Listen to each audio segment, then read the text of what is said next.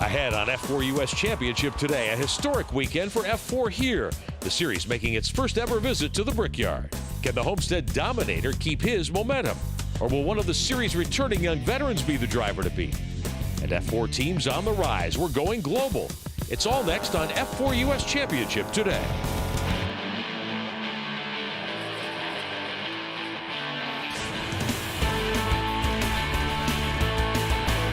F4 U.S. Championship today. Coverage of the second championship weekend in 2017 at Indianapolis Motor Speedway. I'm Rick Benjamin. We are at the historic Indianapolis Motor Speedway.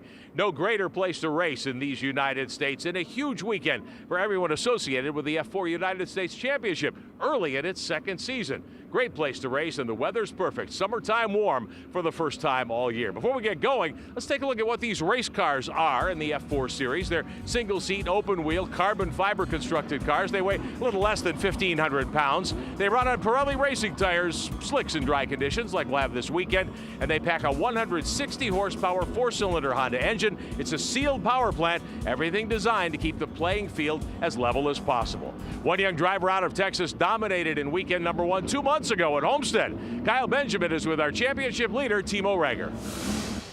Well, points leader Timo Reger, a newcomer to the F4 Series, had the field covered at Homestead. Timo, were you surprised at all at your success down there in Florida?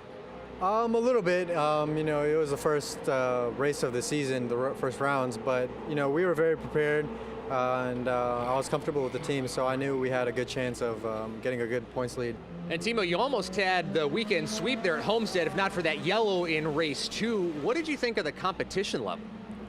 The competition level was definitely high. You know, 33 cars, the competition level was stacked. Definitely in the first weekend, it was definitely very hectic. Everyone was, you know, up on their feet, you know, but I think everyone's a little calmed down, you know, after the first 3 rounds. But the competition's definitely still high. It's definitely going to be a good race to watch, and it's going to be, you know, fun to race as well. I think we're in a good spot at the moment. I qualified for this first race in the weekend, so I'm excited. And what's your strategy going to be from fourth, trying to get through turn 1 cleanly? Just keep the nose clean, get through the first couple turns, and then just start picking my poison, you know, picking the shots and, you know, moving on up. You know, it's going to be a quick race. Hopefully there's not a lot of yellows or reds. So, you know, just trying to make the most of the green laps. Timo Reger starting fourth this afternoon has a pretty good shot to maintain that point lead through race 1. So Reger is your championship leader coming into Indy. He was one of the quickest qualifiers as well for race number 1 on this weekend. Let's show you highlights from the Saturday event. The first race of Indy weekend on Saturday. Clear, sunny, and summertime warm. 31 cars to do battle on the 2.4-mile IMS road course. Timo Reger, the points leader, coming in, starting in 4th. Young veteran Austin Kazuba hoping for a good day, lining up 12th in the 27 car. And young veteran Kyle Kirkwood in the 8 for Cape Motorsports earned the pole for race number 1. Reger was on the move early, here passing Jacob Loomis in the 68. He had qualified 2nd. Kirkwood pulling away on lap 1, smooth sailing. A good fight here. Baltazar Laguzimon in one of Dr. Jack Miller's cars in a fight with Skylar Robinson. Lap 2, still no challenger for leader Kirkwood in the 8. There'd be trouble, though, at the end of the backstretch. A full course yellow, 3 cars involved.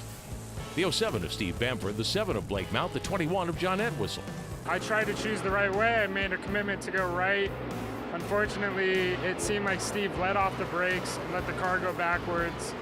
Tagged the left front and left rear of my car, and I spun out. And then I think John Entwistle was just caught in the accordion effect and hit him head on.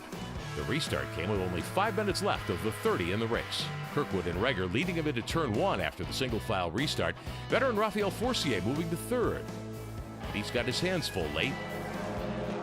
Young Brayton Eves, Jacob Loomis, and Jonathan Scarallo. Then Waddell, too, all battling for a podium spot.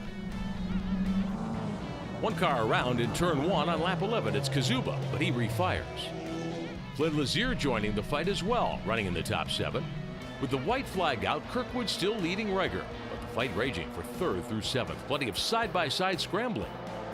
Heading to the checkers, Reger, who dominated the opening weekend, spinning with a few turns left. And I'm totally bummed, you know, my team had to put together a great car, but, you know, I'm gonna move on. I'm starting pole, I believe, for race 2, so I'm just gonna move on and look forward to it. That left this one all to Kyle Kirkwood, bagging his first victory of 2017. Rager was right there on me going down into one. I pulled, I think, another 10 car lengths or so, probably a second away from Rager on the first couple laps. And then he was slowly catching me, but he's pushing really, really hard. I could tell he's locking up tires. And he finally made a mistake going down turn 12 on the last lap, but he was catching me quickly. So hats off to him, hats off to my team, Cape Motorsports, all my sponsors, and hopefully we can keep the momentum going for tomorrow. First-time starter Braden Eves was terrific in one of Jay Howard's cars, cashing in with Rager's late troubles to finish second. Yeah, it's a great day. Thanks to the entire team, Jay Howard, my mechanic, Joseph Hidalgo, my dad, my whole family for helping to get me here, my sponsor, Addison Holdings, LLC. Thanks to all of them. Of course, there's no bigger stage anywhere in motorsports than this one at Indianapolis Motor Speedway. We sampled a collection of current and former Indy 500 competitors about how big a weekend this is for the Formula 4 United States Championship. It was neat seeing the kids go down and say, hey, it was fun feeling the bricks when they drove over the bricks. They were all taking it in on a very early age, and I think it gives them a lot of hope that they'll be back here someday running the Indy 500 or racing with F1. Having an F4 date here, it's pretty cool, and I'm enjoying the time at the Speedway with my son, which normally this is all professional, working and no family working together. So yeah, I'm able to blend a lot of my passions all together here this weekend. I mean, I've been coming here for almost 30 years, and I still get goosebumps when I come through the tunnel. I mean, it's just an amazing facility, and just like Jacob, his first lap going down the front straightaway, he was just in awe of everything around him, and it's a pretty special place. And there is plenty more to come on this edition of F4 U.S. Championship today. When we return, race number 2 highlights from Indy, the Sunday kickoff, next. F4 U.S. Championship today is being brought to you by Honda. The F4 United States Championship is powered by Honda and presented by Honda Performance Development. And by SCCA Pro Racing. The F4 United States Championship is accessible, developmental, safe, and fun. For more information, visit F4USChampionship.com. Find out how you can get behind the wheel.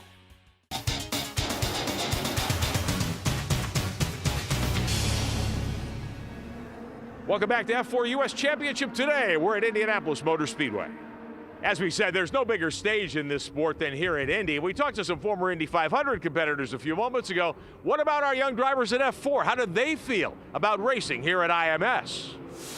Well, I mean, as soon as we came through the tunnel here at Indianapolis Motor Speedway, you look at the track, you see all the trees, you see the oval all the way around. I mean, IndyCar was just here 2 weeks ago at the Indy 500, and then we came out on track. You can feel the difference in the rubber coming out into the oval. So everything's been amazing. It's really cool being here because it's kind of turned into my second home, being here so much when my dad ran full-time and ran, when I was, real small. So, it's kind of been my second home my whole life, and for me to be here and racing myself is personally really, really cool. So.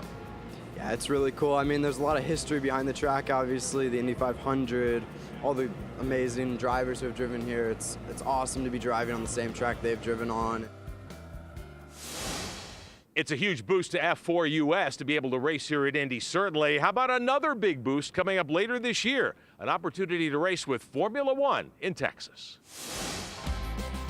The location will be the spectacular Circuit of the Americas track outside Austin, Texas on F1 weekend, October 21st to 22nd. Honda's IMSA and Pirelli World Challenge race teams have run COTA for several years now.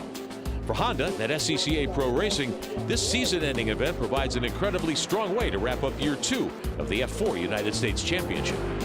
We're running with IMSA, we're running with WEC, and now that we finally got a deal to run on the F1 weekend at COTA, I mean, it's so hard, to keep it quiet because I've known for a while, but we're looking forward to it. It's really going to put a cap on the season. It's a fantastic effort by everybody. We are ecstatic to be able to be a part of the Formula 1 show at COTA this October.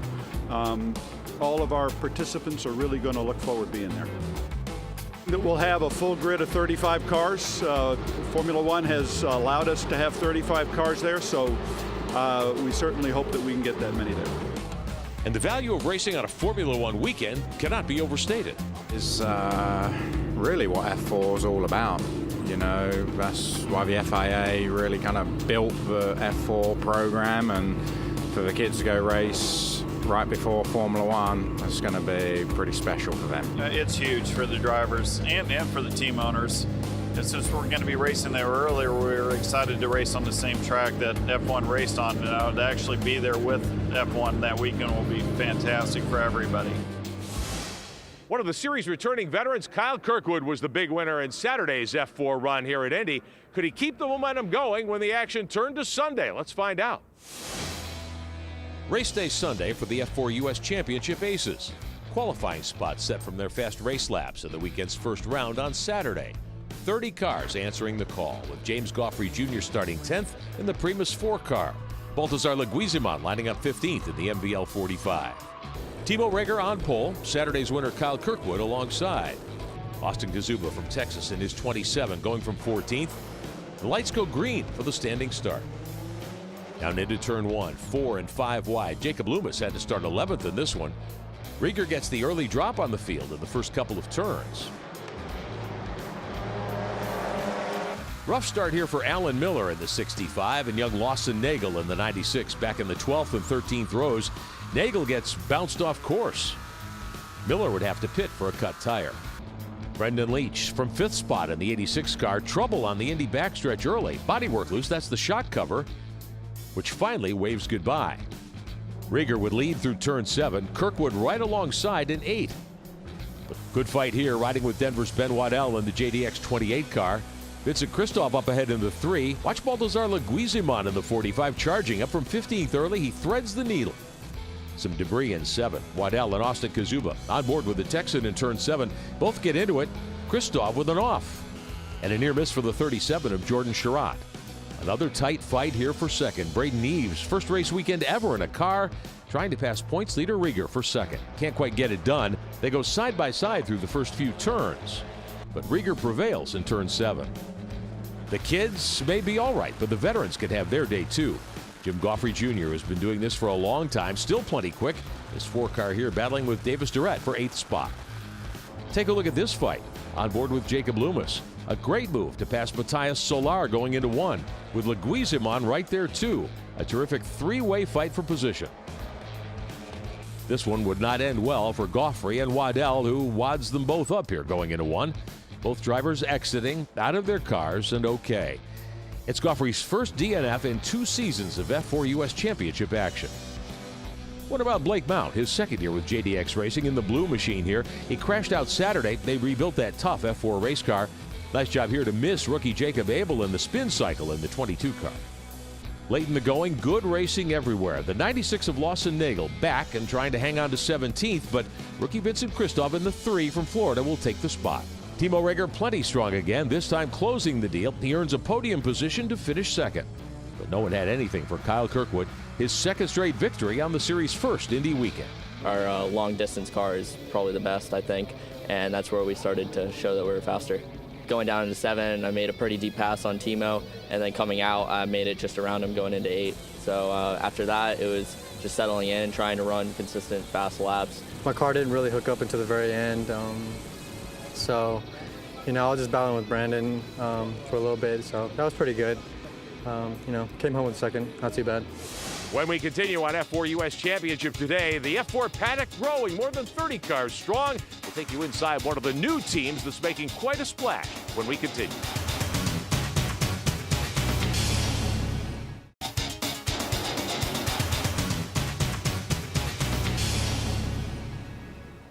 Hey, F4 race fans. I'm Indy Al Miller. I'm from Indianapolis, Indiana. Hi, my name is Max Peichel. I'm from Edina, Minnesota. I love being in these F4 cars. They're some of the best race cars around the world. I got into it because I'm from Indianapolis, and being an Indy guy, you got to drive something with open wheels. Really hope you enjoy the season. Look forward to seeing you out one of these races soon. The reason I got into F4 is to continue my motorsports career and someday be a world champion. We're back on F4 U.S. Championship today from Indianapolis Motor Speedway. The paddock at F4 has grown substantially this year, almost twice as many entries. A very professional look to the paddock, a lot of new teams with a lot of expertise. One of those is Global Racing Group. Here's a look inside. Well, so the approach to driver development is, first of all, it's a global concept, and that's why we call it the Global Racing Group. And it's really built on the backs of the plans that FIA has with F4, F3, F2, F1. So we basically want to have a program that can take drivers all the way there, either by ourselves and obviously with the partners that we work with. It's always helpful to have somebody who's done this before, as they can always give me advice to make me better. Everything's been great. They do a lot of classroom training. It's really official, really organized. I've learned a lot so far, and I plan to continue on learning. If you can just, look at your clock, you'll probably see that you spend, 10% of the time you spend on racing, you actually spend it in the car. And that's probably equivalent to how much time you also spend on the development compared to how much time you spend on other aspects of it. All the way from developing yourself as a spokesperson for other people and really represent brands in a great way. I'd love to get to F1, even though I know that's a very limited way to go. Ultimately, I would want to race IndyCar or Formula One, but obviously any job in motorsports would be an awesome goal for me. I'm super excited by the support of all the key guys behind the F4 series, Honda, On-Rogue, and so forth, and Pirelli, of course. And I think it's just a fantastic series. I think the global aspect of it is really important. I can be frank and say we are here because it's an FIA, series, and it's something that provides a path all the way from F4, F3, F2, and F1. So really excited about that, and we're looking forward to this season and many seasons to come. When we continue on F4 U.S. Championship today, highlights of the weekend's final event. Can Kyle Kirkwood keep it going? We'll find out coming up.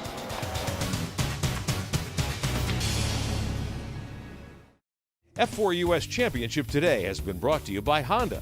The F4 U.S. Championship is powered by Honda and presented by Honda Performance Development. By SCCA Pro Racing. Bridging the gap from karts to cars has never been easier. Make the affordable transition to Formula 4. Find out more at f4uschampionship.com. And by Speedcom Communications. For more than 20 years, the world leader in motorsports radio and communication systems. Find out more at speedcomracing.com.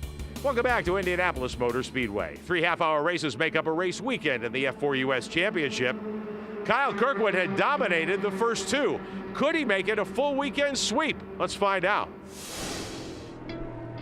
Field gathering in Gasoline Alley at Indy for race number 3 of F4 weekend at Indianapolis. Austin Kazuba among the drivers hoping to have a great day in the final round of the weekend. Qualifying looked like this. Kyle Kirkwood on pole again for race 3 off his fastest lap of race 2 earlier Sunday. Benjamin Peterson alongside in the Dirtfish 24.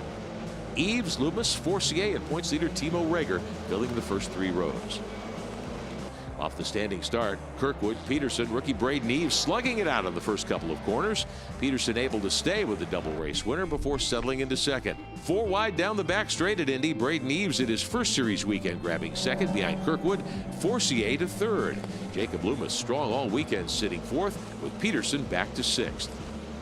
Young Forcier in the Indy Motorsports Group 62 showed lots of speed here, climbing to second on lap 3. It was part of a 3-car scramble. With 6 laps on the board, Kirkwood again adding to his advantage. Forcier, meantime, getting shuffled back to fourth behind Eves and Loomis.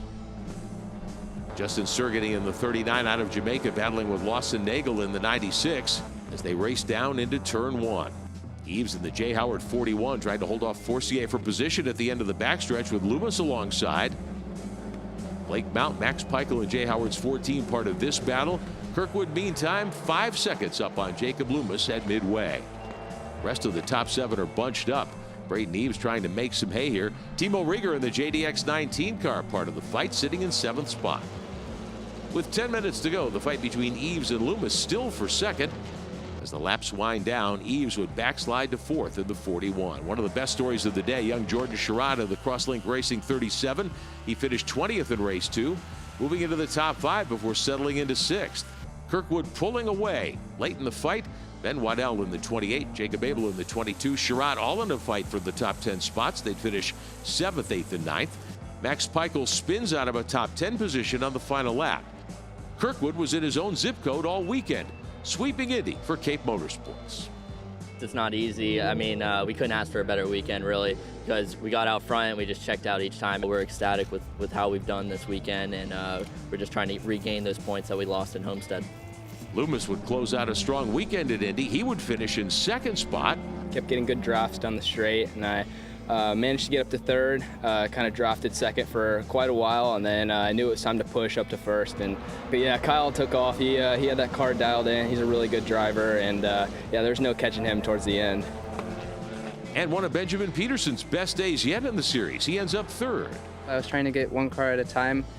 Managed to make that work. Then I was behind Jacob in third, and then unfortunately it wasn't enough, but it's all good. We have a global racing group, almost all podium, so we're getting there and looking forward to the next race for sure.